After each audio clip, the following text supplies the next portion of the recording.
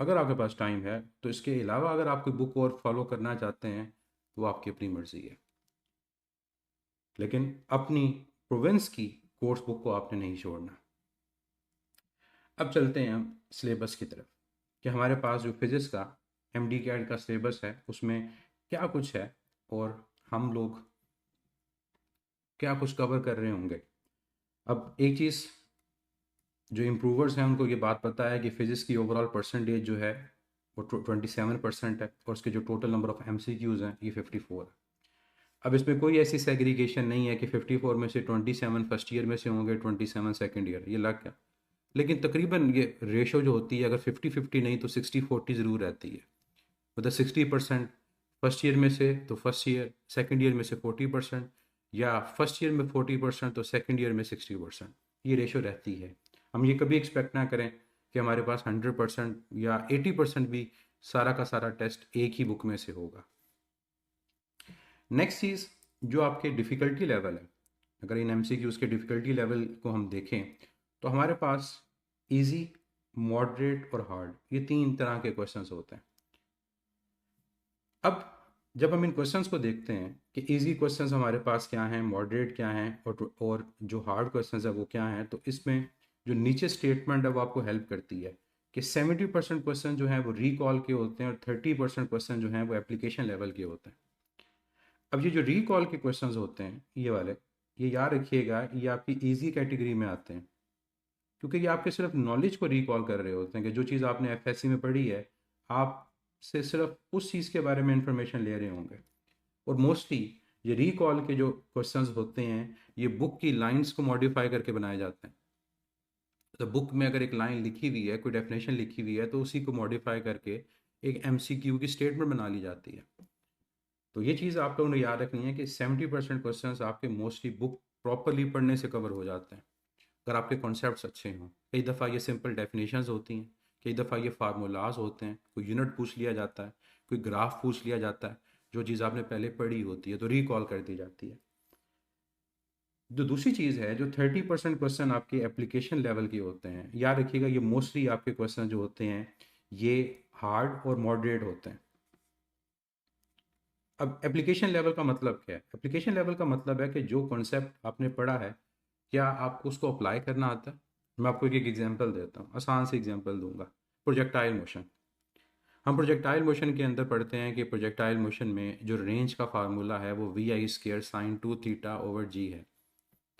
अब आपसे एग्जामिनर इस फार्मूला को अप्लाई करने के बारे में क्वेश्चन पूछता है कि बताएं वो कौन सा एंगल है जिस पे रेंज मैक्सिमम रेंज की हाफ होती है। बड़ा एक कॉमन सा क्वेश्चन है, वो कौन सा एंगल है जिस पे रेंज मैक्सिमम रेंज की हाफ होती है, मतलब मैक्सिमम रेंज 45 डिग्री पर है, तो किस एंगल पे रेंज 45 डिग्री के मुकाबले में हाफ हो जाएगी। अब ये क्वेश्चन तभी आप सॉल्व कर पाते हैं जब आपको फार्मूला अप्लाई करना आता है। ये एप्लीकेशन बेस्ड क्वेश्चन, ये क्वेश्चन क्या है, एप्लीकेशन बेस्ड है। एक और एग्जांपल देता हूँ, न्यूक्लियर फिजिक्स, आप लोग अल्फा बीटा डिके पढ़ते हैं। अब अल्फा बीटा डिके के अंदर हम लोग नॉर्मली पढ़ते हैं कि अल्फा डिके में एटॉमिक मास, एटॉमिक नंबर कितना रिड्यूस होगा, ठीक है। अब आपसे एग्जामिनर ये पूछता है कि बताएं कि minimum number of alpha particles और minimum number of beta particles कितने हैं कि जिससे हमारे पास जो डॉटर न्यूक्लियाई हो वो पेरेंट न्यूक्लियाई का आइसोटोप हो। अब ये क्वेश्चन एप्लीकेशन बेस है कि आप लोगों ने बुक के अंदर एक इन्फॉर्मेशन तो पढ़ ली कि अल्फा बीटा डिके में क्या होता है, लेकिन अब आपको वो अप्लाई करने को कहता है। इसको अप्लाई करके बताओ कि आंसर क्या आएगा। या यूरेनियम 238-92 में से 3 अल्फा 2 बीटा पार्टिकल एमिट हुए, बताओ डॉटर न्यूक्लियाई का एटॉमिक मास, एटॉमिक नंबर क्या होगा। ये एप्लीकेशन बेस्ड क्वेश्चन है। तो आप एप्लीकेशन बेस्ड क्वेश्चन को ये ना समझें कि आपसे वो साइंस टेक्नोलॉजी से रिलेटेड क्वेश्चन पूछेगा। नहीं, ऐसा नहीं है। वो आपसे जो चीज़ आपने पढ़ी हुई है ना उसको अप्लाई करने के हवाले से क्वेश्चन पूछेगा। एक और एग्जांपल आपको देता, हम रोटेशनल मोशन का यूनिट पढ़ते हैं, वर्टिकल सर्कुलर मोशन। अब वर्टिकल सर्कुलर मोशन में हमारे पास किस पॉइंट के ऊपर जो वेलोसिटी की वैल्यू है मैक्सिमम है या किस पॉइंट पे वेलोसिटी की वैल्यू मिनिमम है, ये एप्लीकेशन बेस्ड क्वेश्चन है।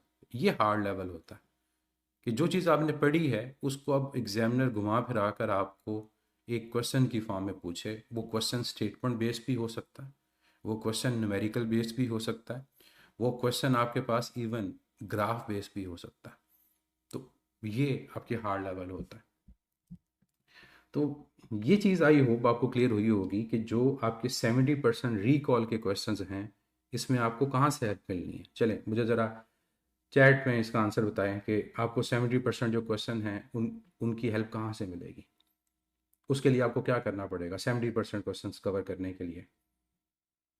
जी, एक बच्चे ने कहा बुक। आपको अपनी बुक को फॉलो करना है। कौन सी बुक को फॉलो करना है? आप अपनी प्रोविंस की बुक को फॉलो करेंगे या अपने जो पड़ोसी प्रोविंस है उसकी बुक को फॉलो करेंगे? अपनी प्रोविंस की बुक को फॉलो करेंगे, जो आप जहाँ से आपने एफएससी की तैयारी की या कर रहे हैं वो इम्पोर्टेंट है आपके। तो अगर उसको आप छोड़ देंगे तो आप इन 70% क्वेश्चन को कभी एक्सपेक्ट ना करेंगे आप 70% मार्क्स इजीली ले लेंगे। और ये तमाम सब्जेक्ट्स के लिए ऐसा ही है, सिर्फ फिजिक्स के लिए ऐसा नहीं है। तो ये भी पॉइंट आपको आई होप क्लियर हो गया होगा कि जो डिफ़िकल्टी लेवल है ये आपके पास किस तरह से डिवाइड होता है और इसमें किस तरह के क्वेश्चंस आते हैं। और विद टाइम जब तैयारी कर रहे होंगे तो आपको आइडिया हो रहा होगा कि हाँ, ये क्वेश्चन जो हमने देखा है ये हमारे पास इजी मॉडरेट लेवल में आएगा या हार्ड लेवल में आएगा। अब आते हैं हम अपने सिलेबस की तरफ। अब अपने सिलेबस के अंदर जो यूनिट कवर कर रहे हैं उसमें force and motion, work energy, rotational and circular motion, waves, thermodynamics.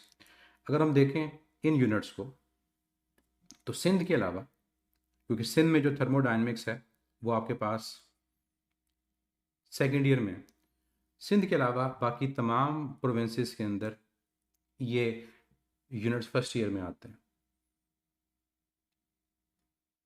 और ये जो बाकी आपके पास यूनिट्स हैं ये सारे के सारे ये आपके पास सेकेंड ईयर में आते हैं। अगर आप फर्स्ट ईयर में देखें तो फर्स्ट ईयर में बहुत सारे यूनिट ऐसे हैं जो आपके सिलेबस का हिस्सा नहीं हैं, तो आपने उनको कवर भी नहीं करना। फॉर एग्जांपल, आपके पास फर्स्ट यूनिट जो मेजरमेंट्स का है वो आपके सिलेबस का हिस्सा नहीं है, तो मेजरमेंट्स को हम कवर नहीं कर रहे होंगे। इसके अलावा तमाम प्रोविंसेस में नहीं, लेकिन आपके पास मेजॉरिटी प्रोविंसेस के अंदर, सिंध में हमारे पास एसएच नहीं, फ्लूइड डायनामिक्स ये आपके पास सिलेबस का हिस्सा नहीं है। इसके अलावा physical optics, young double slit experiment ये आपके पास सिलेबस का हिस्सा नहीं है। इसके अलावा ऑप्टिकल इंस्ट्रूमेंट्स ये भी तमाम प्रोविंसेस में यूनिट नहीं होता, ये भी आपके सिलेबस का हिस्सा नहीं है, जिसमें हम लेंसेज मिरर की बात कर रहे होते हैं। तो अगर ये यूनिट आपके पास सिलेबस का हिस्सा नहीं है तो आपने इनके ऊपर अपना टाइम वेस्ट नहीं करना एमडी कैट की प्रिपरेशन के लिए। हाँ, अगर आप एमडी कैट के अलावा एक आगा खान की तैयारी कर रहे हैं तो फिर ज़रूर इनको कवर करें, लेकिन आपने एमडी कैट में इन यूनिट्स को कवर नहीं करना। तो ये पॉइंट आपको क्लियर होना चाहिए। अगर आपको इनके रिकॉर्डेड फॉर्म में लेक्चर्स चाहिए होंगे तो ये चीज़ हम ऐड कर देंगे, ताकि आपको पता हो कि अगर आप किसी और टेस्ट की तैयारी कर रहे हैं तो आपको इनसे हेल्प भी मिल सकती है। फिर इसके अलावा एक और यूनिट जिसकी मैं नाम मेंशन मैंने नहीं किया, लेकिन वो भी आपके सिलेबस का हिस्सा नहीं है, जिसमें हम वेक्टर्स की बात कर रहे होते हैं और इक्विलिब्रियम की बात कर रहे होते हैं, इक्विलिब्रियम और इसके अलावा टॉर्क। लेकिन ये हमेशा मैं कहता हूँ कि वेक्टर्स को करना बहुत ज़रूरी है, क्योंकि जब आप वेक्टर्स को कवर करते हैं तो वेक्टर्स कवर करने में आपको बहुत हेल्प मिलती है, क्योंकि वेक्टर्स के कॉन्सेप्ट बहुत इंपॉर्टेंट है। अगर आपके वो कॉन्सेप्ट अच्छे ना हो तो कई जगहों पर जाकर आप मार खाते हैं, आपको डायरेक्शन में मसला पड़ रहा होता है, क्वेश्चंस को सॉल्व करने में मसला पड़ रहा होता है। तो इसलिए ये चीज़ कवर करनी है, इवन हमारे सिलेबस में नहीं है। फिर अगर हम सेकेंड ईयर में चलते हैं, जी ग्रेविटेशन भी हमारे सिलेबस में नहीं है। देखिए, सिंध के अंदर चैप्टर्स के नाम डिफरेंट है। जैसे सिंध के अंदर जो हमारा प्रोजेक्टाइल मोशन है वो projectile motion force and motion में कवर नहीं होता। उसके लिए टोटली हमारे पास जो चैप्टर है वो डिफरेंट है, वो मोशन इन 2 डायमेंशन के अंदर आता है, जिसमें सर्कुलर मोशन कवर होती है। बाकी तमाम प्रोविंसेस के अंदर सर्कुलर मोशन या रोटेशनल मोशन एक अलग से यूनिट है। लेकिन हम जब सिलेबस को फॉलो कर रहे हैं तो मैं आपको बताऊंगा जब भी कोई यूनिट कवर करेंगे कि किस प्रोविंस की बुक में ये कहाँ पर है, तो हमें फिर इस यूनिट को देखते हुए उस चीज़ को कवर करना है। अब ग्रेविटेशन हमारा मेंशन नहीं है कहीं पर भी, तो हम उसको कवर नहीं कर रहे होंगे एमडी कैट में। अब सेकेंड ईयर में चलें तो सेकेंड ईयर के अंदर अगर आप इन चैप्टर्स को देखें तो हमारे पास कौन से चैप्टर्स इसमें नहीं है। इसमें आपके पास अल्टरनेटिंग करंट जिसमें आप आरएलसी सर्किट्स की बात कर रहे होते हैं, वो आपके पास सिलेबस का हिस्सा नहीं है। इसी तरह से इलेक्ट्रोमैग्नेटिक वेव्स बड़ा ब्रीफली हमारे सिलेबस में है, बहुत डिटेल में हमारे सिलेबस में नहीं है। इलेक्ट्रॉनिक्स सिर्फ और सिर्फ हमने बात डायोड की करनी है, उसके अलावा जो ट्रांजिस्टर, ऑपरेशनल एम्पलीफायर, वो चीज़ें हमारे सिलेबस का हिस्सा नहीं है, तो हम उन चीज़ों को कवर भी नहीं कर रहे होंगे। तो मैं चैप्टर पूरा नहीं लिख रहा क्योंकि नाम वहाँ मेंशन है। तो अल्टरनेटिंग करंट का जो चैप्टर है इसमें अगर हम देखें वो नहीं है, और इसके अलावा हमारे पास फिजिक्स ऑफ सॉलिड या सॉलिड स्टेट फिजिक्स, ये भी हमारे सिलेबस का हिस्सा नहीं है। मतलब ये तो वो चैप्टर्स हैं जिनमें से कुछ भी हम कवर नहीं कर रहे होंगे। लेकिन जो बाकी चैप्टर्स हैं, ये एक्सपेक्ट ना करें कि बाकी चैप्टर भी हमने 100% कवर करने हैं। बाकी चैप्टर्स में भी से कई टॉपिक ऐसे हैं जो हमारे सिलेबस में नहीं है, तो हम उनको कवर भी नहीं कर रहे होंगे। टाइम को बचाना है, और जो टाइम बचाना है उसको यूटिलाइज करना है दूसरी जगह पर, कि जो चीज़ हम कवर कर रहे हैं उसको सही तरह से कवर करें, उसको प्रॉपरली टाइम दें, मतलब जो उसका हक है उस हक को अदा करें, तभी हमारी तैयारी जो है वो बेहतर होगी। अब आ जाएं जल्दी से इन टॉपिक्स की तरफ जो हम कवर कर रहे होंगे। सबसे पहले आपके पास आ जाता है फोर्स एंड मोशन। अब फोर्स एंड मोशन की अगर मैं बात करता हूँ, तो सिंध में आपके पास जो प्रोजेक्टाइल मोशन है ये एक अलहदा यूनिट के अंदर आता है, और बाकी जो सारा का सारा यूनिट है मोशन इन वन डायमेंशन, ये एक अलहदा आता है। क्योंकि हम जब फिज़िक्स में बात करते हैं तो फिज़िक्स में हमारे पास जो मोशन है वो वन डायमेंशन के अंदर हम डिस्कस कर रहे होते हैं, और टू डायमेंशन में डिस्कस कर रहे होते हैं। तो ये दोनों मिलाकर ये यूनिट बनता है। तो अगर हम अपनी बुक को फॉलो करें तो फोर्स एंड मोशन हमें ये कंप्लीट चैप्टर कवर करना है। मतलब हम अपनी बुक में से ये ख्याल रखेंगे कि हम 100% इस चैप्टर को कवर कर रहे होंगे, हम किसी भी टॉपिक को मिस नहीं करेंगे। अब चाहे इसमें रॉकेट प्रोपल्शन का नाम नहीं लिखा हुआ, force due to water flow का नाम नहीं लिखा हुआ, लेकिन हमने उसको कवर करना है क्योंकि ये दोनों आपके मोमेंटम के टॉपिक के साथ लिंक्ड है, तो हम इनको स्किप नहीं करेंगे। फिर इसी तरह से अगर हम सिलेबस में देखें तो हमारे पास वेलोसिटी टाइम ग्राफ लिखा हुआ है, डिस्प्लेसमेंट टाइम ग्राफ नहीं लिखा हुआ, लेकिन हम डिस्प्लेसमेंट टाइम ग्राफ को भी कवर करेंगे। तो ये चीज़ें हमें विद टाइम पता चलती हैं कि अगर हम एक टॉपिक कर रहे हैं तो इसके अलावा कौन सा टॉपिक ज़रूरी है। फ्रिक्शन हमारे सिलेबस में नहीं है, तो फ्रिक्शन को हमें करने की ज़रूरत नहीं है, लेकिन मैं आपको फ्रिक्शन का कॉन्सेप्ट ज़रूर दूंगा, क्योंकि हम कई जगहों पर फ्रिक्शन के कॉन्सेप्ट को यूज़ करते हैं। जैसे हम जब वर्क एनर्जी प्रिंसिपल की बात करेंगे, law of conservation of energy की बात करेंगे, तो जब हम फ्रिक्शन को कंसीडर करते हैं तो हमें फ्रिक्शन के फार्मूला का पता होना चाहिए। तो इवन हम उसके टॉपिक को डिटेल में कवर नहीं कर रहे होते, लेकिन उसकी जो सबसे मेन चीज़ है कि हमें फ्रिक्शन का फार्मूला उसको कैसे यूज़ करना है, इसमें ये एन क्या है, इसमें ये म्यू क्या है, कब फ्रिक्शन अप्लाइड फोर्स की इक्वल होगी, ये चीज़ें हम लोग कवर कर रहे होंगे। जो दूसरा यूनिट हमारे पास आता है वो आता है वर्क एंड एनर्जी का। अब इसमें बच्चे कहते हैं पावर तो लिखा नहीं हुआ, तो याद रखिएगा पावर नहीं लिखा हुआ, लेकिन पावर का टॉपिक हमारे सिलेबस में है। अब ये यूनिट जो है ये हमारी बुक के अंदर, इसमें एक टॉपिक तमाम प्रोविंसेस में नहीं है, नॉन रीन्यूएबल एनर्जी सोर्सेज, जहाँ विंड एनर्जी, जियोथर्मल एनर्जी की बात कर रहे होते हैं, वो हम कवर नहीं करेंगे। उसके अलावा ये बाकी तमाम चैप्टर हम कंप्लीट पढ़ते हैं। अब चाहे हम इसमें वर्क के बारे में पढ़ें, चाहे हम इसमें एनर्जी के बारे में पढ़ें, और चाहे हम इसमें पावर के बारे में पढ़ें, ये पूरा चैप्टर हमें कवर करना है। अब इसमें बच्चे कई कहते हैं स्केप वेलोसिटी नहीं लिखा हुआ, हम कवर कर लेंगे। एक टॉपिक कवर करने से क्या होता, तो हमें पता तो चल जाएगा कि स्केप वेलोसिटी जो है वो हमारी बुक में अगर लिखी हुई है तो क्यों लिखी हुई है, क्योंकि वो ग्रेविटेशनल पोटेंशियल एनर्जी से लिंक होती है। तो जब हम ग्रेविटेशनल पोटेंशियल एनर्जी को कवर कर रहे हैं तो हम उसके साथ साथ स्केप वेलोसिटी को भी कवर करेंगे। तो ये अप्रोच हमें ज़रूर बनानी है कि हमने इन टॉपिक के साथ इन चीज़ों को कवर कर रहे होंगे। अब जब हम इस चैप्टर को कवर करेंगे तो मैं आपको ब्रीफली या रिकॉर्डेड फॉर्म में एक चीज़ और भी कवर करवाऊंगा, और वो क्या होगी, वो होगी variation in the value of G. कि जो ग्रेविटेशनल एक्सेलरेशन होती है जी, इसकी वैल्यू किस तरह से चेंज होती है with respect to height, with respect to depth, with respect to rotation, with respect to position. तो ये चीज़ हम इसके साथ कवर करेंगे। तो कई बच्चों का जो पॉइंट होता है ग्रेविटेशन से रिलेटेड, कि ग्रेविटेशन की कुछ चीज़ें हमें कवर नहीं करवा रहे, वो आपकी यहाँ कवर हो जाती हैं, क्योंकि ये जो जी की वैल्यू का चेंज होना है ये कई क्वेश्चंस के अंदर कई दफ़ा लिंक होता है कि कब जी की वैल्यू चेंज होगी, कब जी की वैल्यू चेंज नहीं होगी। और ये जो ग्रेविटेशनल पोटेंशियल एनर्जी है इसमें ये कॉन्सेप्ट आपका यूटिलाइज भी होता है। क्योंकि ग्रेविटेशनल पोटेंशियल एनर्जी के दो फार्मूलाज हैं, कब कौन सा फार्मूला यूज़ करना है वो जी की वैल्यू पे डिपेंड कर रहा होता है। तो ये चीज़ हम यहाँ एक्स्ट्रा कवर करेंगे जो आपके कॉन्सेप्ट्स को बेहतर करेगा। फिर आज ये रोटेशनल एंड सर्कुलर मोशन। अब कई बुक्स में ये रोटेशनल एंड सर्कुलर मोशन है, और सिंध की बुक में देखें तो हमारे पास ये बेसिकली 2 डायमेंशनल मोशन के चैप्टर में आता है, जिसमें प्रोजेक्टाइल मोशन है, उसमें ये कवर हो रहा होता है। अब ये चैप्टर हमारी बुक्स में तो काफ़ी लंबा चौड़ा, उसमें हम rotational kinetic energy, angular momentum, moment of inertia, इनकी बात भी कर रहे होते हैं, लेकिन यहाँ पर हमारे वो सिलेबस में नहीं है। इवन जो हम बात करेंगे सेटेलाइट्स की, वो भी हमारे सिलेबस में नहीं है, तो हमें उनको कवर करने की ज़रूरत नहीं है, टाइम वेस्ट नहीं करना। तो इसलिए हम फोकस रहेंगे जो हमारे सिलेबस में है। अगर कोई चीज़ एक्स्ट्रा रिक्वायर्ड हुई तो वो इंशाल्लाह मैं उसको कवर करूँगा।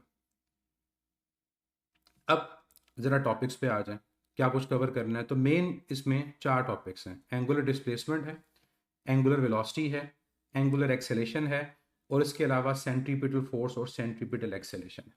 ये टॉपिक्स हैं जो हम कवर कर रहे हैं।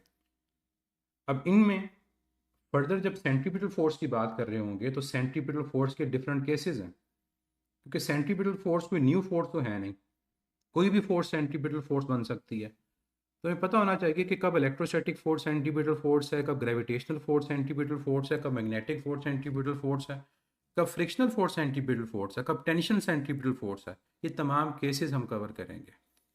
तो हमें ये जब केसेस कवर करेंगे तो सेंट्रीपिटल फोर्स का टॉपिक बड़ा प्रॉपरली कवर हो जाता है। तो हमें छोटी छोटी बातें भी सेंट्रीपिटल फोर्स से पता चलना शुरू हो जाती हैं कि ठीक है, अब हमने ये फार्मूला यूज़ करना है, अब फलां फोर्स जो है वो सेंट्रीपिटल फोर्स के इक्वल है। तो ये चीज़ें हम सेंट्रीपिटल फोर्स में कवर कर रहे होंगे। आगे चलें, नेक्स्ट यूनिट वेव्स का। अब वेव्स का जो यूनिट है इसके साथ हम ऑसिलेशन को भी कवर करेंगे। अब ये एसओएस की बात हम करेंगे तो ऑसिलेशन चाहे हमारे नाम में मेंशन नहीं है, लेकिन अगर हम अपने सिलेबस को देखते हैं वेव्स के, तो ये जो टॉपिक हैं सिंपल हार्मोनिक मोशन वाले, ये सारे के सारे ऑसिलेशन से रिलेटेड हैं, तो हमने इनको कवर करना है। अब इन टॉपिक्स में कहीं सिंपल पेंडुलम या मैस स्प्रिंग सिस्टम नहीं है, लेकिन हम उनको कवर करेंगे। क्यों? क्योंकि वो सिंपल हार्मोनिक मोशन से रिलेटेड है। तो जब ऑसिलेशन को कवर कर रहे होंगे तो इन टॉपिक्स से हट के हम simple pendulum, mass spring system, energy conservation in simple harmonic motion, उसको भी कवर करेंगे, और उससे आपका ऑसिलेशन का चैप्टर ऑलमोस्ट कंप्लीट हो जाएगा। अब बच्चे कहते हैं क्यों करें, तो बच्चे बाहर से पेपर्स को उठा के देखें, क्वेश्चंस आपसे पूछे जाते हैं क्यों। एज अ टीचर हमें पता है कि जब हम सिंपल हार्मोनिक मोशन या उसके करेक्टरिस्टिक्स को कवर कर रहे हैं तो हमें उन एग्जांपल्स का भी पता होना चाहिए जो सिंपल हार्मोनिक मोशन में आती हैं। इसलिए सिंपल पेंडुलम को, मैस स्प्रिंग सिस्टम को कवर करना ज़रूरी है, उनको हम स्किप नहीं कर सकते। अब बाकी रह गया वेव्स।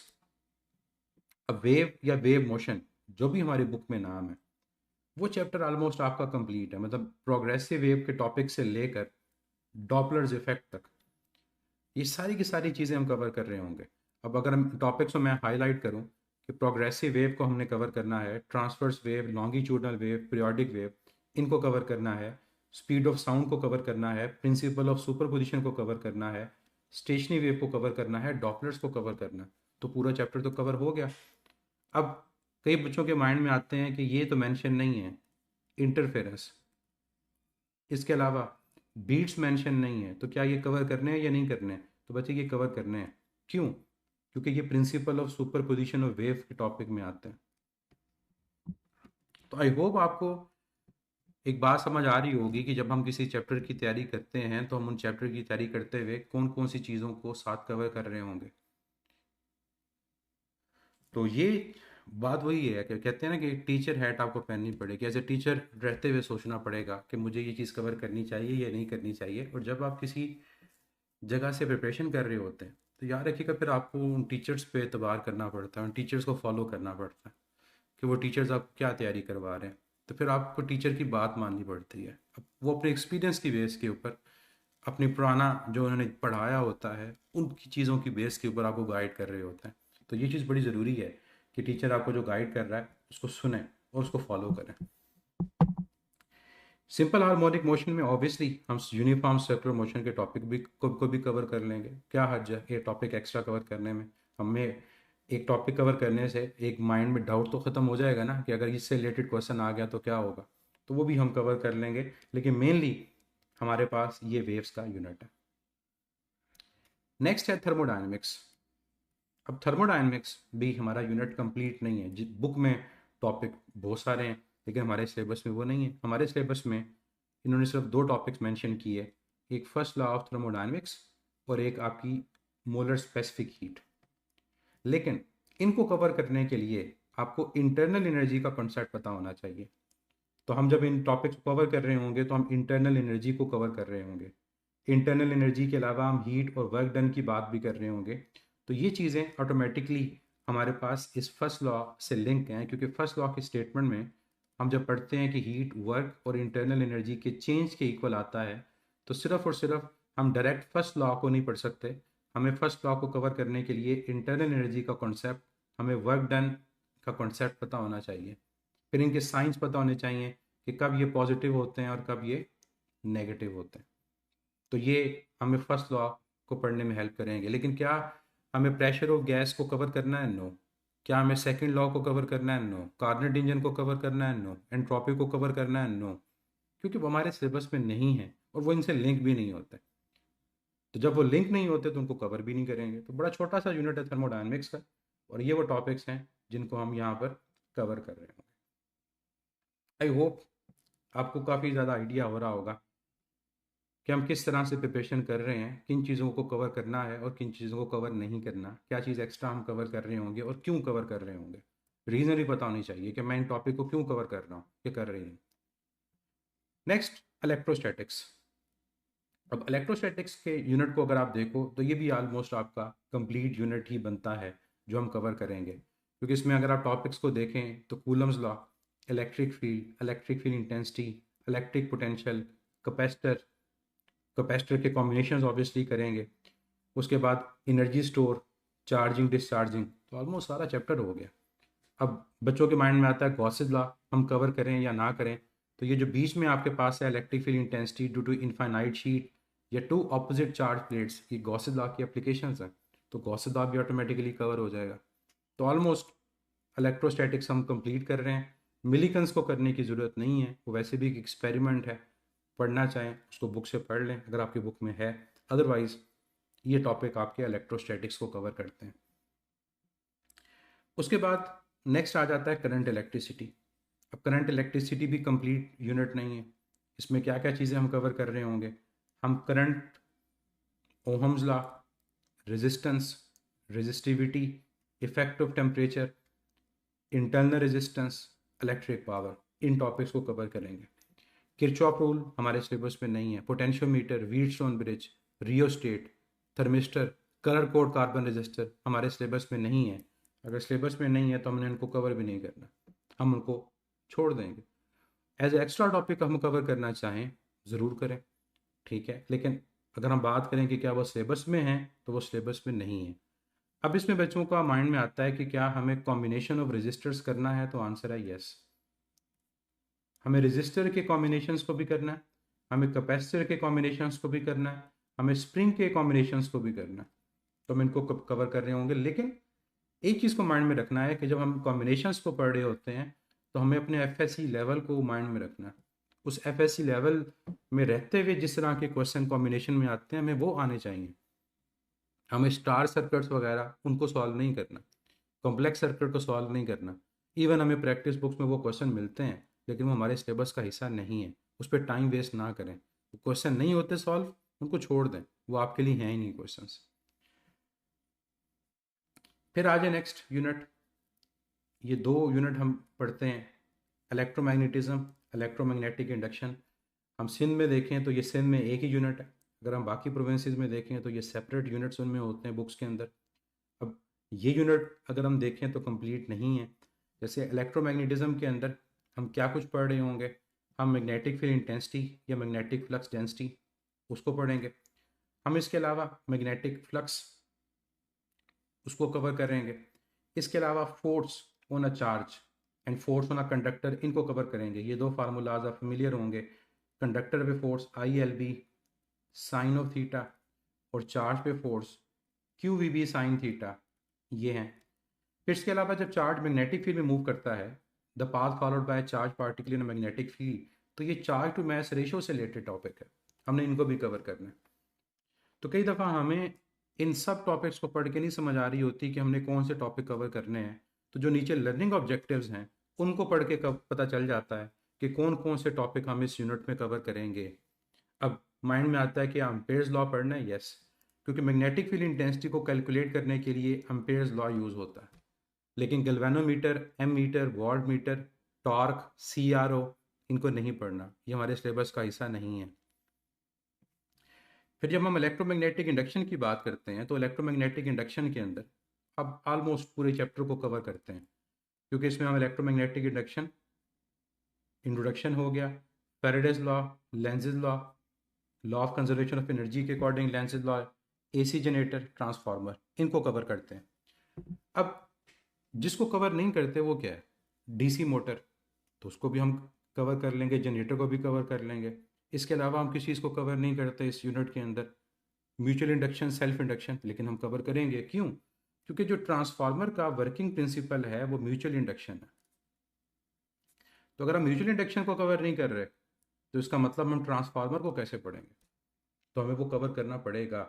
इसी तरह से जब हम AC जनरेटर को पढ़ रहे हैं तो हम AC जनरेटर को DC जनरेटर से कंपेयर भी करेंगे। तो एक छोटा सा टॉपिक अगर हम साथ कवर कर लेते हैं तो हमारे कॉन्सेप्ट्स भी बेहतर हो जाते हैं, और अगर उससे रिलेटेड कोई क्वेश्चन आता है तो हम उसको भी कवर कर लेते हैं। तो ऑलमोस्ट इलेक्ट्रोमैग्नेटिक इंडक्शन हम कंप्लीट कवर कर रहे होंगे।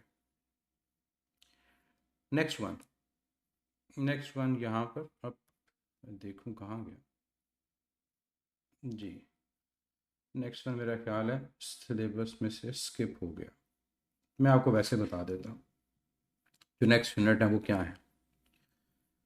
अब इसके बाद जो नेक्स्ट हमारे पास यूनिट्स आते हैं मैं उनके बारे में भी आपको बता दूं कि उनमें हम क्या कुछ कवर कर रहे होंगे। जैसे इलेक्ट्रॉनिक्स है, तो इलेक्ट्रॉनिक्स में हम सिर्फ और सिर्फ डायोड्स को कवर कर रहे होंगे, हम ट्रांजिस्टर्स को, ऑपरेशनल एम्पलीफायर को, लॉजिक गेट्स को कवर नहीं करेंगे। अब डायोड्स को कवर करने का मतलब ये है कि हमने इसमें रेक्टिफिकेशन के मेन टॉपिक को करना है, लेकिन रेक्टिफिकेशन को करने के लिए, रेक्टिफिकेशन के टॉपिक को कवर करने के लिए हमें बाइसिंग को कवर करना पड़ेगा। तो बाइसिंग पढ़ेंगे तो रेक्टिफिकेशन कवर होगी। तो ये टॉपिक्स हमारे इलेक्ट्रॉनिक्स में आते हैं, इसके अलावा इलेक्ट्रॉनिक्स में कोई टॉपिक और इंक्लूड नहीं है। डॉन ऑफ मॉडर्न फिजिक्स की बात करें तो डॉन ऑफ मॉडर्न फिजिक्स में बेसिकली वो एक ही टॉपिक लिखता है जिसमें वो पार्टिकल नेचर ऑफ वेव्स की बात कर रहा होता है। लेकिन हम जब इस यूनिट को कवर करेंगे तो हम इसमें ओवरऑल दो तरह के टॉपिक्स को कवर करेंगे। हम इसमें पार्टिकल और वेव नेचर दोनों को कवर करेंगे, क्योंकि हम प्रीवियस ईयर के पेपर्स को देखें तो दोनों तरह के क्वेश्चन हमसे पूछे जाते हैं। अब पार्टिकल और वेव नेचर दोनों कवर करने का मतलब क्या है कि पार्टिकल नेचर के हम फोटो इलेक्ट्रिक इफेक्ट को प्राइमरी तौर पे कवर कर रहे होंगे, क्योंकि मेन टॉपिक इसमें फोटो इलेक्ट्रिक इफेक्ट है। लेकिन फोटो इलेक्ट्रिक इफेक्ट के अलावा हम कॉम्पटेंस इफेक्ट को भी डिस्कस करेंगे। और जब हम वेव नेचर की बात करेंगे तो हम डी ब्रॉगले हाइपोथेसिस को कवर करेंगे, इसके अलावा डेविसन जर्मर एक्सपेरिमेंट को कवर करेंगे। ये हमारे सिलेबस का हिस्सा है। कुछ टॉपिक्स हम आपको एक्स्ट्रा कवर करने को देंगे क्योंकि प्रीवियस ईयर्स में उनसे रिलेटेड क्वेश्चंस पूछे गए, जैसे ब्लैक बॉडी रेडिएशन उसको कवर करें, इलेक्ट्रॉन माइक्रोस्कोप उसको कवर करें, पेयर प्रोडक्शन, मैटर एनिलेशन उसको कवर करें। तो जहाँ हमें लगेगा कि इसके अलावा कुछ टॉपिक्स और भी आपने कवर करने हैं तो वो आपको रिकॉर्डेड फॉर्म में मिल जाएंगे, लेकिन डायरेक्टली वो हमारे सिलेबस का हिस्सा नहीं है। इवन जब आप सिलेबस में लर्निंग ऑब्जेक्टिव्स को देखेंगे तो वहाँ भी वो मेंशन नहीं होते। फिर उसके बाद एटॉमिक स्पेक्ट्रा। एटॉमिक स्पेक्ट्रा ये भी एक छोटा सा यूनिट है।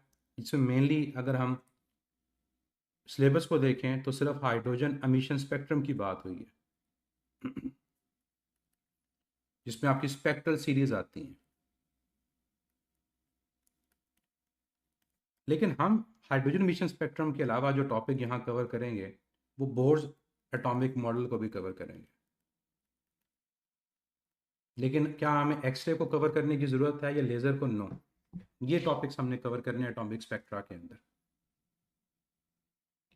तो ये चीज़ें एटॉमिक स्पेक्ट्रा में आपके पास आ रही होंगी, तो इनको आप लोगों ने कवर करना है। फिर जब हम न्यूक्लियर फिजिक्स में आते हैं तो न्यूक्लियर फिजिक्स भी हमारा कंप्लीट यूनिट नहीं है, इसके अंदर हम लोग जो चीज़ें पढ़ रहे होंगे उसमें रेडियो एक्टिविटी हमारा मेन सबसे टॉपिक है, और रेडियो एक्टिविटी के अलावा आपके पास हाफ लाइफ मेन टॉपिक है। ये दो चीज़ें, रेडियो एक्टिविटी और half life.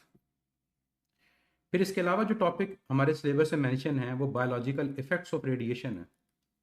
Biological effects of radiation ये भी हमने कवर करना है।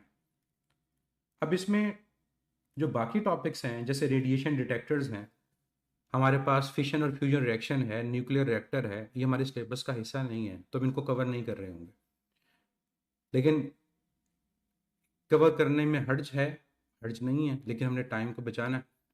क्योंकि अगर हमें पास पेपर्स में उनसे रिलेटेड क्वेश्चन नहीं मिलते तो हम उनमें उन चीज़ों पे टाइम अपना वेस्ट नहीं करेंगे। हमें अपने टाइम को बड़ा प्रॉपर तरह से यूटिलाइज करना है ताकि जो चीज़ हम कवर कर रहे हैं वो प्रॉपरली कवर हो, उसमें कोई चीज़ स्किप ना हो।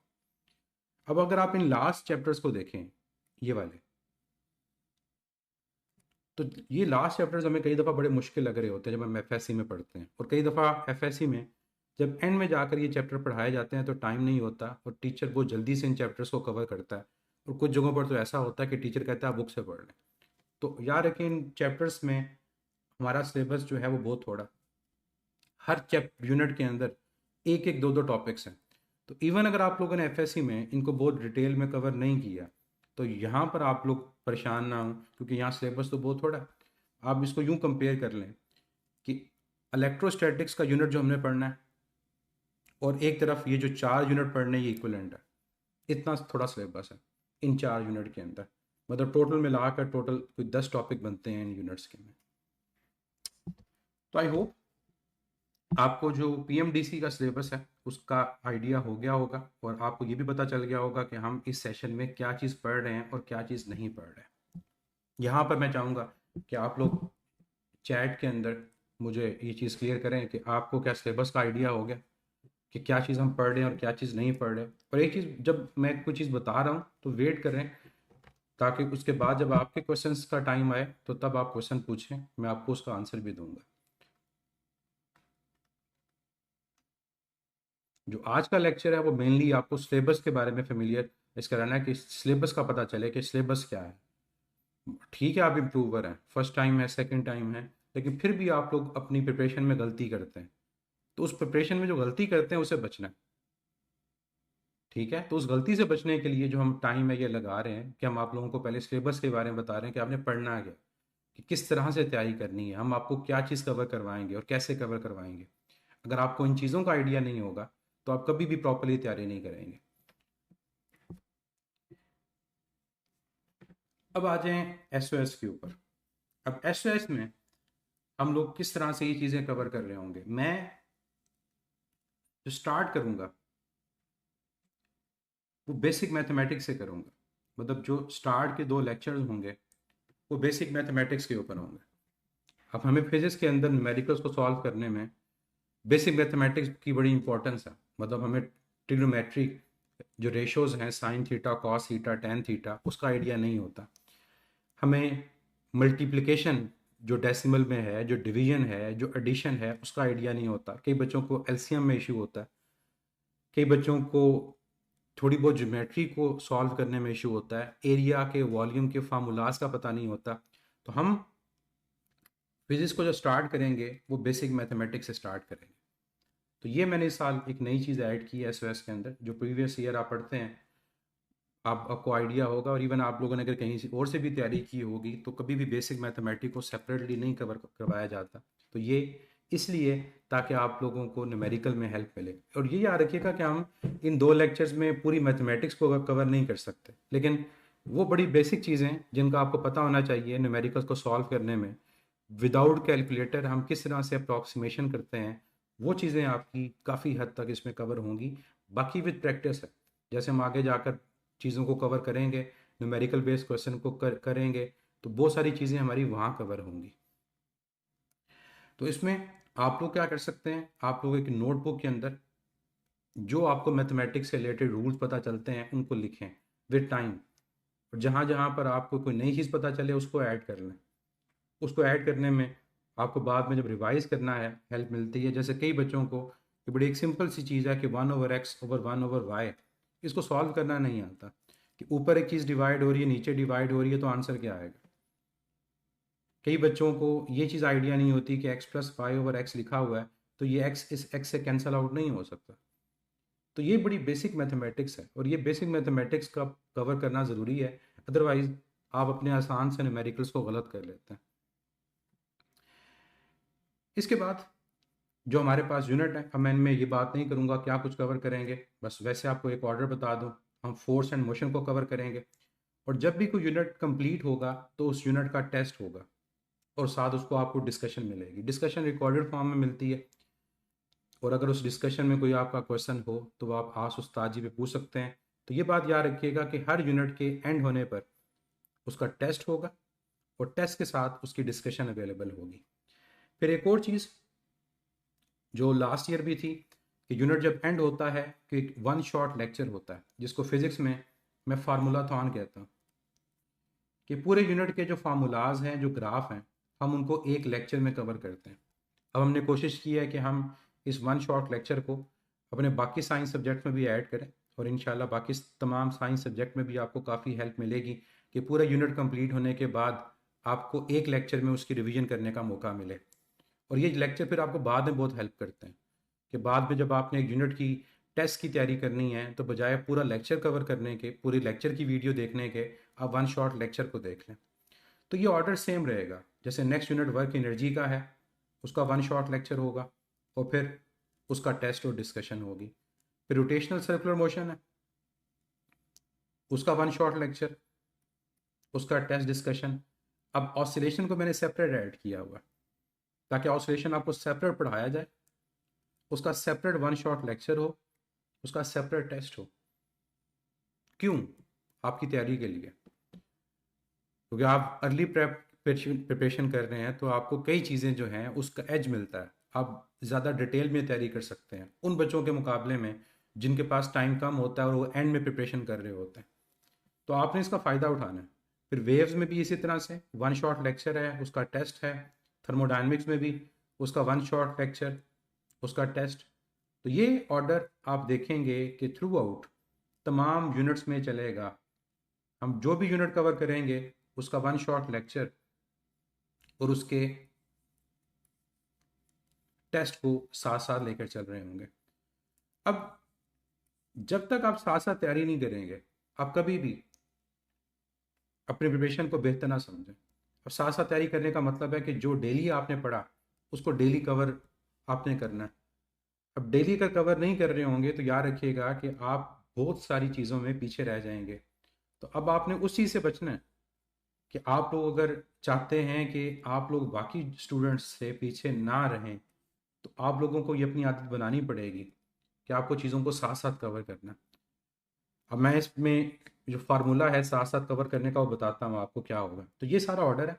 उसके बाद आपके पास ये क्वार्टर सिलेबस टेस्ट होंगे, और क्वार्टर सिलेबस के बाद आपके पास ये हाफ सिलेबस टेस्ट होंगे, और हाफ के बाद ये फुल सिलेबस टेस्ट होंगे। यहाँ पर जाकर आपका ये सेशन का फर्स्ट फेज कंप्लीट हो जाएगा। इसके बाद जो फाइनल टेस्ट सेशन है वो कब होगा? Before MDCAT. तो जो बच्चे जिनका 4 मंथ का सेशन है उनका सेशन यहाँ पर एंड हो जाएगा, और फिर दोबारा से उनका सेशन एक्टिव कब होगा? एमडी कैट से पहले, जिसमें वो फाइनल टेस्ट सेशन को अटेम्प्ट करेंगे। और जो बच्चे टिल एमडी कैट वाले, उनमें ये सेशन आपका टिल एमडी कैट रहेगा, मतलब वो इन तमाम लेक्चर्स को, इन तमाम टेस्ट को टिल एमडी कैट देख सकते हैं। और फिर उसके बाद जब ये फाइनल टेस्ट सेशन का टाइम आएगा तो उनको इंटीमेट कर दिया जाएगा, और उनके एलएमएस में फाइनल टेस्ट सेशन ऐड हो जाएगा। तो ऑब्वियसली आप ग्रुप में ऐड होंगे, हम आपको साथ साथ ये चीज़ें जो हैं वो अपडेट करते रहेंगे। फिर एक और चीज़ आपको पता होनी चाहिए कि जब हम ये यूनिट कवर कर रहे होते हैं तो हमारे पास इनके अंदर डीपीटीज भी आती हैं, डेली प्रैक्टिस टेस्ट, जो टॉपिक बेस होती हैं, कि जब टॉपिक आपका कंप्लीट होता है तो उस टॉपिक से related DPT, daily practice test होती है, जिसको हम डिस्कस भी करते हैं। क्वेश्चंस आप लोग अटेम्प्ट करते हैं, फिर हम उनको डिस्कस करते हैं। तो एक तो फाइनल आपका टेस्ट है यूनिट का, वो अलग है, और जो डेली प्रैक्टिस टेस्ट है वो अलग है। कि जैसे हमने लेट से फोर्स एंड मोशन को पढ़ा, उस फोर्स एंड मोशन के अंदर डिस्प्लेसमेंट के टॉपिक को पढ़ा, तो डिस्प्लेसमेंट का जो टॉपिक कवर होगा तो उसके फ़ौरन बाद आपके डिस्प्लेसमेंट की डेली प्रैक्टिस टेस्ट होगा, उस टेस्ट के बाद उसकी डिस्कशन होगी। तो मतलब आपको सिर्फ और सिर्फ एक चैप्टर की प्रैक्टिस करने का मौका नहीं मिलेगा, बल्कि उस चैप्टर के अंदर आपको कई दफ़ा उसके टॉपिक्स की एमसीक्यूज प्रैक्टिस करने का मौका मिलेगा। तो ओवरऑल अगर आप लोग प्रैक्टिस की बात करें तो आप 1000 ऑफ एमसीक्यूज इस पूरे सेशन के अंदर प्रैक्टिस करेंगे। हमने जब लास्ट ईयर अपने एमसीक्यूज को कैलकुलेट किया था तो तकरीबन आप लोग इस पूरे सेशन के अंदर पर सब्जेक्ट 2000 टू 3000 एमसीक्यूज को कवर करते हैं विद डिस्कशन। उनकी डिस्कशन भी आपके पास अवेलेबल होती है। फाइनल टेस्ट सेशन का कैसे पता चलेगा? आप लोग ग्रुप में ऐड होंगे, आपको इन्फॉर्म किया जाएगा। ऐसा तो नहीं है कि आप ग्रुप से रिमूव हो जाएंगे, तो आपको ग्रुप में रखा जाएगा और जैसे ही फाइनल टेस्ट सेशन स्टार्ट होगा आपको इन्फॉर्म किया जाएगा और आपका एलएमएस दोबारा से एक्टिव हो जाएगा। फाइनल टेस्ट सेशन दोनों में कवर होता है, चाहे टिल एमडी के एट है या 4 मंथ का सेशन है, क्योंकि ये प्रीमियम सेशन का हिस्सा है। अब आपको मैं बताता हूँ कि आप लोग प्रिपरेशन कैसे कर रहे होते हैं। देखें, आप लोग कोई भी लेक्चर लेते हैं तो उस लेक्चर के बाद आपको क्या करना है, उसके जो लेक्चर नोट्स अपलोड होंगे, आपने पहला काम ये करना है कि आपने लेक्चर नोट्स जो पीडीएफ फॉर्म में अवेलेबल होते हैं एलएमएस में, आपने उन लेक्चर्स को रिवाइज कर लेना है। पहला काम। दौरान लेक्चर आपके पास इतना टाइम नहीं होगा कि आप लेक्चर नोट्स बना रहे हो, तो जैसे लेक्चर एंड होता है आप फर्स्ट काम क्या करोगे, आप लेक्चर नोट्स से उस लेक्चर को रिवाइज कर लोगे। अगर आपको लगे कि आपको कोई चीज़ डिटेल में कवर करनी है तो वापस आप उस लेक्चर की वीडियो को देखो, क्योंकि लेक्चर की वीडियो आपके पास रिकॉर्डेड फॉर्म में अवेलेबल होगी। लेकिन अगर आपको लगता है कि आपको वीडियो देखने की ज़रूरत नहीं है तो लेक्चर नोट्स काफ़ी हैं। इसके बाद जो नेक्स्ट स्टेप है वो आपकी बुक रीडिंग है। आपने जो टॉपिक कवर किया किसी भी सब्जेक्ट का है, आपने उसको बुक से रीड करना प्रॉपरली। बुक रीडिंग करने के बाद अगर आपको लगे कि कोई चीज़ स्किप हो रही है, आप वापस इन स्टेप्स को फॉलो करें। अगर आपको लेक्चर नोट्स पढ़ने की ज़रूरत है, लेक्चर नोट्स को पढ़ें। अगर आपको वीडियो देखने की ज़रूरत है, वीडियो को देखें। तो जिस स्टेप के ऊपर भी आपको लगे कि आपके कॉन्सेप्ट थोड़े वीक हैं, आपको चीज़ समझ नहीं आई, तो वापस आपने जाना है लेक्चर नोट्स को, लेक्चर वीडियो को कवर करना है। बुक रीडिंग के बाद नेक्स्ट काम आपका जो होता है वो डेली प्रैक्टिस टेस्ट के क्वेश्चंस का होता है, डीपीटी। फिर आप डीपीटी को या इसके अलावा आप कोई भी प्रैक्टिस एमसीक्यूज को सॉल्व करना चाहते हैं तो उनको कवर करें। फिर मैं ये कहूँगा, इस स्टेप के ऊपर भी आपको लगे कि आपकी गलतियाँ ज़्यादा हो रही हैं तो फिर आपको वापस जाना है पीछे। किन पे? अब आपके पास 3 चीज़ें हैं। क्या वो गलती मैं कहीं बुक के टॉपिक से तो नहीं कर रहा? क्या वो गलती मुझे लेक्चर नोट्स या लेक्चर की वीडियो देखने से तो हेल्प नहीं मिलेगी? तो जिस स्टेप के ऊपर भी आपको लग रहा है कि आप लोग वीक हैं, आपने अपने प्रीवियस स्टेप्स को फॉलो करना है। तो ये एक सिंपल सा मेथड है। फिर इसके बाद जब आपका यूनिट कंप्लीट हो जाता है, इस चीज़ को फॉलो करते रहते हैं, तो जो आपका यूनिट का टेस्ट है, उस यूनिट के टेस्ट से पहले आप लोगों ने क्या करना है? उस यूनिट के टेस्ट से पहले आपने 2 स्टेप्स करने हैं। एक, आप लोगों ने अपनी बुक को, उस बुक में से उस चैप्टर को रिवाइज करना है क्विकली, प्लस आपने लेक्चर नोट से उस चैप्टर को रिवाइज करना है। यूनिट टेस्ट से पहले आपके पास इतना टाइम नहीं होगा कि आप पूरे यूनिट के लेक्चर की वीडियोस को देखें, अच्छे खासी वो लेक्चर की वीडियोस लेंथी हैं। हाँ, किसी पर्टिकुलर टॉपिक को देख सकते हैं, लेकिन यूनिट टेस्ट से पहले आपने हमेशा इन 2 चीज़ों को ज़रूर कवर करना है। बुक को प्रॉपरली रिवाइज करना है, लेक्चर नोट्स को करना है। आपको टाइम मिले, कोई टेस्ट आप उस यूनिट से रिलेटेड अटैम्प्ट करना चाह रहे हैं, बिल्कुल करें, लेकिन इन 2 चीज़ों को आपने स्किप नहीं करना। तो ये एक सिंपल सा मेरी तरफ से एक फार्मूला है कि किस तरह से आप लोग अपनी प्रिपरेशन को करें, तो इंशाल्लाह आप लोगों को काफ़ी इससे हेल्प मिलेगी। और ये चीज़ आप तमाम सब्जेक्ट्स में अप्लाई कर सकते हैं। ये सिर्फ आप इसको रिस्ट्रिक्ट फिजिक्स की हद तक ना करें, इसको आप ओवरऑल अप्लाई कर सकते हैं। एंड में लेक्चर के मैं आप लोगों को एक सिंपल सी स्ट्रेटजी बताना चाहता हूँ। आप लोगों ने एमसीक्यू को सॉल्व करना है या किसी भी क्वेश्चन को सॉल्व करना है, तो आप लोगों ने एक स्ट्रेटजी को फॉलो करना है। ये 3 स्टेप स्ट्रेटजी है, इसको समझिएगा।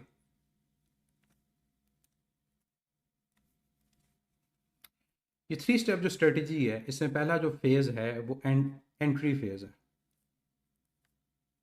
मैं आपको समझाऊंगा ये है क्या। दूसरा जो आपके पास फेज़ है वो अटैक फेज़ है, और तीसरा जो फेज़ आपके पास है वो रिव्यू का है। किसी भी क्वेश्चन को सॉल्व करते हुए ये तीन फेजेस हैं जिनका आप लोगों ने ख्याल रखना है: एंट्री फेज, अटैक फेज और रिव्यू फेज। जो एंट्री फेज है इसमें हम लोग करते क्या है, हम क्वेश्चन को प्रॉपरली रीड करते हैं, जैसे कहते हैं क्वेश्चन को चबा चबा के पढ़ें, प्रॉपरली क्वेश्चन को रीड करते हैं, और उस क्वेश्चन से हम ये चीज़ निकालते हैं कि हमें क्वेश्चन में क्या चीज़ गिवन है, क्या इन्फॉर्मेशन गिवन है, डाटा गिवन है या इन्फॉर्मेशन गिवन है। इसके अलावा दूसरी चीज़ हमें ये पता चलती है कि हमने क्या चीज़ फाइंड करनी है या फिर हमने क्या चीज़ जस्टिफाई करनी है अपनी ऑप्शंस को देखकर। पहला काम आपका ये होना चाहिए कि क्वेश्चन को प्रॉपरली रीड करें और इन चीज़ों को एक्सट्रैक्ट करें कि क्या चीज़ हमें गिवन है, क्या चीज़ हमसे एग्जामिनर पूछना चाह रहा है या क्या चीज़ वो जस्टिफाई करवाना चाह रहा है। अगर आप इस चीज़ में मास्टर नहीं होंगे ना, कि प्रॉपरली आप इस चीज़ को समझ नहीं पाएंगे, तो याद रखिएगा आप अपने क्वेश्चन को प्रॉपरली सॉल्व नहीं कर सकते। तो एंट्री फेज पहला पॉइंट है। जब एंट्री फेज कंप्लीट होता है फिर आप अटैक फेज पे जाते हैं। अब अटैक फेज के अंदर आप बेसिकली क्वेश्चन के सोल्यूशन की तरफ जाते हैं कि आपको उस क्वेश्चन को सॉल्व करना है। अब क्वेश्चन को सॉल्व करना है वो तभी सॉल्व होगा जब आप एंट्री फेज में स्ट्रांग होंगे। अगर आपको पता ही नहीं है कि एग्जामिनर ने क्या डाटा आपको दिया है, क्या चीज़ आपने फाइंड करनी है या क्या चीज़ आपने जस्टिफाई करनी है कि कौन सी ऑप्शन आपकी करेक्ट है या इनकरेक्ट है, कौन सी ऑप्शन ट्रू है या फॉल्स है, तो आप किस तरह से उस क्वेश्चन के सोल्यूशन की तरफ जाएंगे। तो अगर आपको इस चीज़ में मुश्किल होती है तो याद रखिएगा आप किसी भी स्टेप में, किसी भी फेज़ में वापस पिछले फेज़ पे जा सकते हैं। मतलब अगर आपको अटैक फेज़ में मसला पड़ रहा है, आप क्वेश्चन को नहीं सॉल्व कर पा रहे, वापस क्वेश्चन को रीड करें। और तीसरा स्टेप हमेशा आप लोगों ने फॉलो करना है वो रिव्यू का है, कि ठीक है आपने क्वेश्चन को सॉल्व कर लिया, अब आप उसको रिव्यू करें। रिव्यू का आसान मतलब है कि आपने एक तरह से रिवाइज कर लेना है ओवरऑल क्वेश्चन को, कि हाँ ये क्वेश्चन की स्टेटमेंट थी और इस क्वेश्चन की स्टेटमेंट के मुताबिक मैं इस ऑप्शन को टिक कर रहा हूँ। तो ये आपका रिव्यू है। अगर आपको रिव्यू में कहीं पर मसला होता है कि नहीं, डाउट है, शायद मैं क्वेश्चन को गलत कर रहा हूँ या कर रही हूँ, तो याद रखिएगा आप इस स्टेप के ऊपर वापस रिव्यू पे या अटैक पे जा सकते हैं। तो ये बड़ी सिंपल सी स्ट्रेटजी है, थ्री फेज स्ट्रेटजी क्वेश्चन को कवर करने के लिए। और इसमें आप हमेशा से पेपर को यूज़ करें, पेपर पे लिखें चीज़ों को कि हाँ क्वेश्चन में ये मुझे चीज़ गिवन है और मुझे ये क्वेश्चन को फॉलो करना है। मैं ट्राई करूँगा जब हम लेक्चर को कवर कर रहे होंगे तो कोई क्वेश्चन आएगा तो उस क्वेश्चन को मैं आपको इन फेजेस की फॉर्म में सॉल्व करने का तरीका बताऊं कि कैसे आप इन फेजेस को यूज़ करते हुए और क्वेश्चन को सॉल्व करते हैं। अब चाहे वो क्वेश्चन थ्योरेटिकल है, न्यूमेरिकल है, आप स्ट्रेटजी को दोनों में अप्लाई कर सकते हैं। दोनों में अप्लाई करके देखें खुद से, आपको आइडिया होगा कि इससे आपका क्वेश्चन कैसे आसान होता है। क्वेश्चन को कभी जल्दी में सॉल्व ना करें। एक बड़ा अजीब सी मिसकंसेप्शन है कि हमने 40 सेकंड में या 50 सेकंड में क्वेश्चन को सॉल्व करना है, ऐसा नहीं है। कई क्वेश्चन आपके चंद सेकंड्स में सॉल्व हो जाएंगे और कई क्वेश्चन आपके 2 से 3 मिनट लेंगे। तो जो क्वेश्चन आपका ज़्यादा टाइम ले रहा है वो बेसिकली वो टाइम कहाँ से आया, उन क्वेश्चन से जो आपने 5 या 10 सेकंड में सॉल्व कर लिया। तो ओवरऑल टाइम आपका बैलेंस हो जाता है। तो क्वेश्चन को कभी भी जल्दी में सॉल्व नहीं करना, आपके लिए हर क्वेश्चन इंपॉर्टेंट है। और अगर हर क्वेश्चन इंपॉर्टेंट है तो हर क्वेश्चन को प्रॉपरली पढ़ें, चबा चबा कर उसमें से डाटा एक्सट्रैक्ट करें, फिर अटैक करें और रिव्यू करें। इंशाल्लाह आपका जो आंसर होगा वो करेक्ट होगा। तो ये ओवरऑल चीज़ें थी जो सेशन के स्टार्ट होने से पहले वो ज़रूरी थी कि आपको बताया जाए कि हमने फिज़िक्स के सिलेबस में क्या चीज़ पढ़नी है, हमारा क्या एसओएस है और क्या चीज़ें आप रिकॉर्डेड फॉर्म में भी कवर कर रहे होंगे, तो आपको पहले से आइडिया हो। और साथ साथ चीज़ों को कवर करना है, क्या स्ट्रेटजी अपनानी है, ये चीज़ें आई होप आपको क्लियर हुई होंगी। फाइनल टेस्ट सेशन का मैंने पहले ही बताया था, मैं दोबारा से उसको क्लियर कर दूं कि जो फाइनल टेस्ट सेशन है वो हर प्रीमियम स्टूडेंट का होगा, लेकिन कब होता है, ये एमडी कैट टेस्ट से पहले होगा। तो जिन बच्चों का सेशन 4 मंथ का है उनको दोबारा से इन्फॉर्म कर दिया जाएगा, उनका एलएमएस एक्टिवेट हो जाएगा। इन्फॉर्म करने का मेथड व्हाट्सएप ग्रुप है, ईमेल है, उनको ईमेल भी आ जाएगी और उनका एलएमएस दोबारा से फाइनल टेस्ट सेशन के लिए एक्टिव होगा। तो हर प्रीमियम स्टूडेंट उसका फाइनल टेस्ट सेशन होगा, ये पॉइंट क्लियर रखें। जो बच्चे इंप्रूवमेंट भी कर रहे हैं, याद रखिएगा उनको अपने चीज़ों को बैलेंस करना है। ठीक है, अगर वो लाइव लेक्चर्स पढ़ रहे हैं तो ऑब्वियसली जिस लेक्चर को आप कवर कर रहे हैं, जिस यूनिट को कवर कर रहे हैं, उसको एफएससी पॉइंट ऑफ व्यू से भी कवर करें। उससे फ़ायदा ये होगा कि आपकी वो चीज़ें दोनों तरह से कवर हो रही होंगी। एफएससी इंप्रूवमेंट टेस्ट के लिए भी कवर हो जाएगी और उसके अलावा आपकी एमडी कैट की तैयारी भी हो जाएगी। तो साथ साथ लेकर चलें, ये नहीं कि हम जो लाइव लेक्चर्स हैं उसमें फोर्स एंड मोशन पढ़ रहे हैं लेकिन आप अपनी इंप्रूवमेंट के अंदर न्यूक्लियर फिजिक्स पढ़ रहे हैं, तब आप चीज़ों को बैलेंस नहीं कर पाएंगे, वो आपके लिए मुश्किल होगा। तो बैलेंस करने के लिए जो चैप्टर आपको कवर करवा रहे हों उन्हीं चैप्टर्स को आप लोग अपने एफएससी के इम्प्रूवमेंट टेस्ट के लिए भी कवर करें। सेशन आपका एक्सटेंड हो सकता है, ये चीज़ें आप व्हाट्सएप पे पूछ सकते हैं, सेशन से रिलेटेड जो इन्फॉर्मेशन है उसमें कोई मसला नहीं है। तो आई होप जो आज का सेशन है कई लोगों के लिए बोरिंग होता है कि जी आज हमने कोई टॉपिक क्यों नहीं पढ़ा, लेकिन ये बहुत ज़रूरी है। तो आप लोगों के लिए ये सेशन हेल्पफुल भी हुआ होगा, रहा होगा कि आपको पता चला होगा कि हम इस सेशन में क्या कुछ कवर कर रहे हैं और हमने किस तरह से सिलेबस को कवर करना है।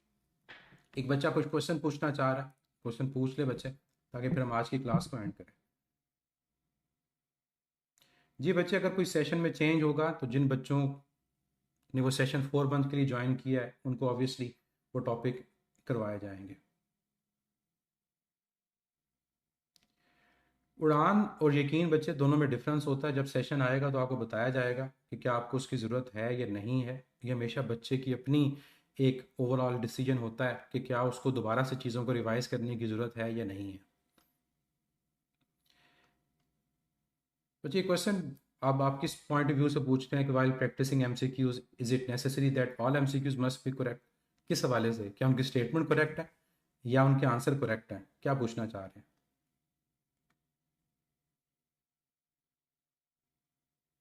बच्चे अगर आपके एमसीक्यू गलत होते हैं ना 10 से 12, तो इसका मतलब है कि आपके कॉन्सेप्ट वीक हैं, आप प्रॉपरली उसको पढ़ नहीं पा रहे, फोकस नहीं है। तो इसका मतलब आपको तैयारी अपनी बेहतर करने की ज़रूरत है, अपनी स्ट्रेटजी को चेंज करने की ज़रूरत है। जो मैंने आपको स्ट्रेटजी बताई है, आपको एंट्री, अटैक और रिव्यू, इसको फॉलो करें। ये बच्चे सेशन अपग्रेड हो सकता है, ये क्वेश्चन आप व्हाट्सएप पे पूछ सकते हैं। ठीक है, और कोई क्वेश्चन अगर आपके माइंड में है? बच्चे याद रखिएगा, जो आप नेक्स्ट डे याद रखें कि नेक्स्ट डे आपके पास है, लेक्चर एंड होने के बाद नेक्स्ट डे आप इन चीज़ों को कवर कर सकते हैं। अच्छा, एक चीज़ मैं आपको बता दूं कि मंडे को जब क्लास हुआ करेगी उस क्लास का स्केड्यूल थोड़ा फिजिक्स का चेंज होगा। वो या तो मंडे वाली क्लास सैटरडे या संडे को हुआ करेगी या मंडे को लेट हुआ करेगी, वो मैं आपको पहले बता दूंगा।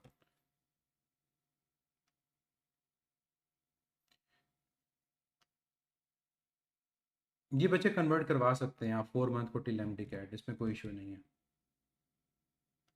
आप बच्चे ये उस्ताद जी ऐप का क्वेश्चन जो है ये व्हाट्सएप पे पूछें, यहाँ पर फिज़िक्स से रिलेटेड जो चीज़ें हैं उन चीज़ों को पूछें तो ज़्यादा बेहतर है।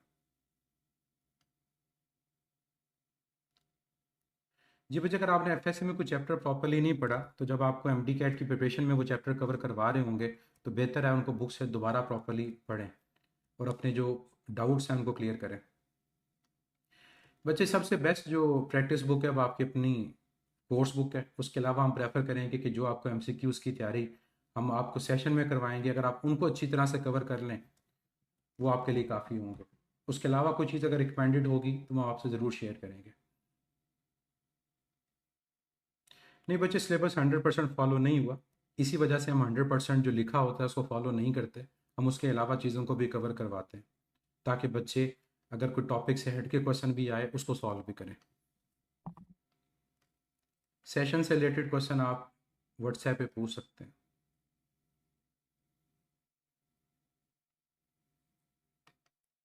ये माइक वाली ऑप्शन बच्चे टीचर से डिस्कस करूंगा, इसमें बेहतर है कि आप ऐसे क्वेश्चन जिसमें डिस्कशन की ज़रूरत होती है उसको आप आस उस्ताद जी पे पूछ सकते हैं, या जो काउंसलिंग सेशन से रिलेटेड क्वेश्चन होंगे वो काउंसलिंग सेशन में आप पूछ लीजिएगा। अभी सिर्फ उड़ान पे फोकस करें, ये मेन चीज़ है। एमडी कैट को कैसे रिवाइज करें, जो चीज़ें आपको भूलती हैं उसको लिख कर याद किया करें। फिज़िक्स में बेस्ट मार्क्स कैसे ले सकते हैं? अच्छी तैयारी करके। जो टीचर आपको बातें बताए उसको फॉलो करें, जो डेली चीज़ है उसको कवर करें, ज़्यादा से ज़्यादा जहाँ प्रैक्टिस की ज़रूरत है उसको प्रैक्टिस करें। फार्मूला शीट का मैं बताऊंगा कि किस तरह से आपको मिलेगी, वो मोबाइल ऐप इंस्टॉल करें, उसमें सारे फार्मूलाज अवेलेबल हैं। अभी बच्चे हार्ड फॉर्म में अवेलेबल नहीं है। आज उस्ताद जी का ट्यूटोरियल भी आप लोगों से शेयर हो जाएगा। सैटरडे संडे छुट्टी क्यों होगी? क्योंकि डेली 1.5 घंटे की क्लास है, ठीक है, 1.5 आवर की क्लास है, तो हमने टाइम एक ज़्यादा रखा हुआ है। और दूसरा, आप लोगों को टाइम दिया है कि आप लोग सैटरडे संडे पे रिवीजन करें। इसके अलावा किसी टीचर को एक्स्ट्रा लेक्चर की ज़रूरत है तो वो सैटरडे संडे को क्लास अनाउंस कर दिया करेगा। जी बिल्कुल बच्चे, आपकी अपनी टेक्स्ट बुक और लेक्चर नोट्स काफ़ी हैं। सेशन के एंड होने पे कैसे तैयारी को कंटिन्यू रखें आपको बताया जाएगा।